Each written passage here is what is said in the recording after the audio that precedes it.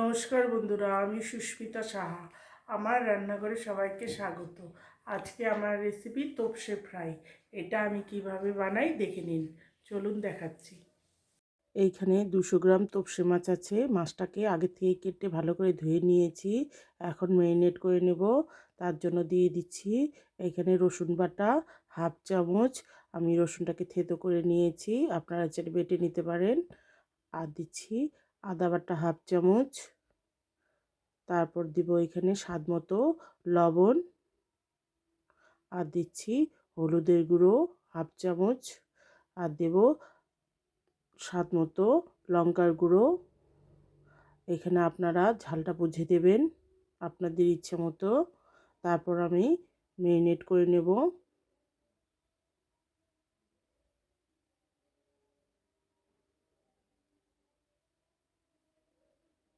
এখন ম্যারিনেশনের জন্য রেখে দিব 2 ঘন্টা। আপনাদের হাতে সময় থাকলে আরও বেশি রাখতে পারেন।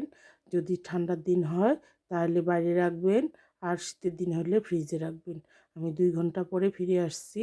দিয়ে দিচ্ছি এখন বেসন 2 চামচ, দিয়ে দিচ্ছি চালের গুঁড়ো 2 চামচ। আমি এখন ব্যাটারটাকে মাছের সঙ্গেই মেখে নেব। আপনারা চাইলে ব্যাটারটা আলাদা করে মাখতে পারেন। আলাদা করে মেখে তারপর মাছগুলো ডুবিয়ে ভাজতে পারেন। একবারে ব্যাটারে জল দেবেন না, অল্প অল্প জল দিয়ে ব্যাটারটাকে একটা স্মুথ ব্যাটার তৈরি করে নেবেন। বেশি ঘনও হবে না, বেশি পাতলাও হবে না। যেভাবে বেগুনির ব্যাটার হয় সেভাবেই ব্যাটারটা গুলিয়ে নিলেই হয়ে যাবে। আমি মাছের সঙ্গে একবারেই মেখে নিচ্ছি।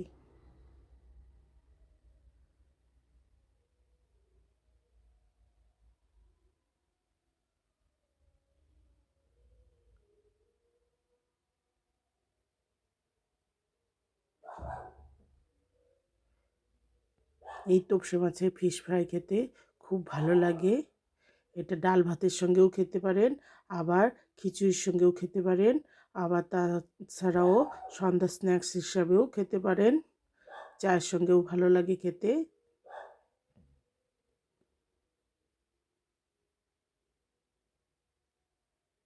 আপনারা চাইলে খিচুড়ির রেসিপি আমি দিয়ে দিতে পারি লিংক, আমার চ্যানেলে দেওয়া আছে।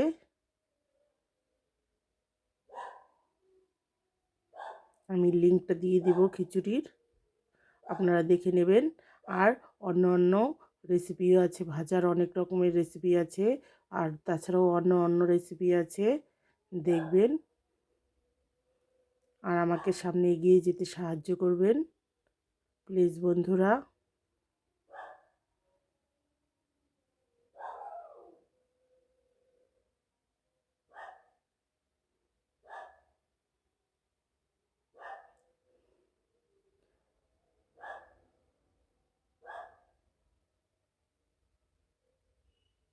ব্যাটারটাকে প্রায় গলিয়ে নিয়েছি। আমার এখানে আর অল্প জল লাগবে।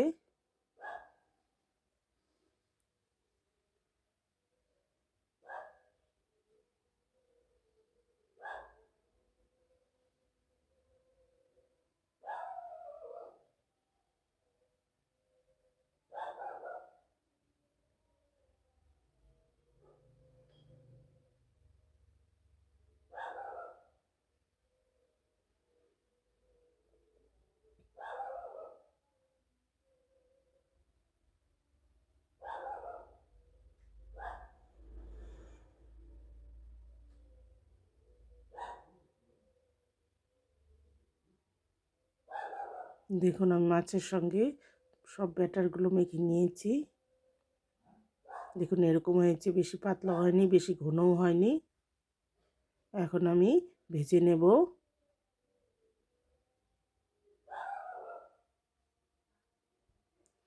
দিয়ে দিয়েছি একটা কড়াই, এ সাদা তেল পরিমাণ মতো। মাছটা আমার ডিপ ফ্রাই হবে, সেই জন্য সেই বুঝে তেলটা দিতে হবে। একবারে ভাজবেন না, 4-5টা করে দিয়ে দিয়ে মাছগুলোকে ভেজে নেবেন। আর হাই ফ্লেমে ভাজতে যাবেন না, তাহলে মাছগুলো ভিতর থেকে কাঁচা থেকে যাবে আর উপর থেকে লাল হয়ে যাবে, খেতে ভালো লাগবে না, ভেতরটা মুচমুচে ভাব আসবে না। সেই জন্য মিডিয়াম ফ্লেমে ভাজতে হবে মাছগুলো, তাহলে মাছটা খুব মুচমুচে হবে, খেতেও ভালো লাগবে, মাছটা কাঁচাও থাকবে না।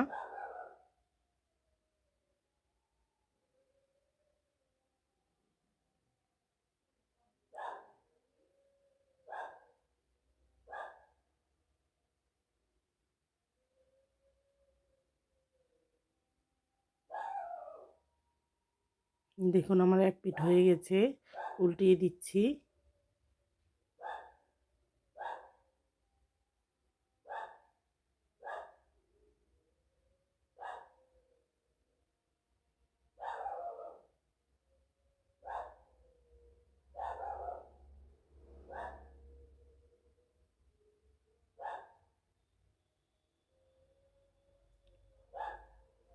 দেখুন এরকম করে লাল লাল করে একটু ভেজে নিয়েছি।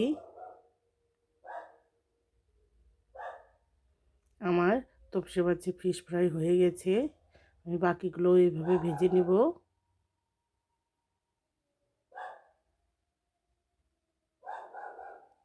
দেখুন আমি ফ্রাই রেডি করে নিয়ে এসেছি, এখন একটা আপনাদেরকে খেয়ে দেখাচ্ছি।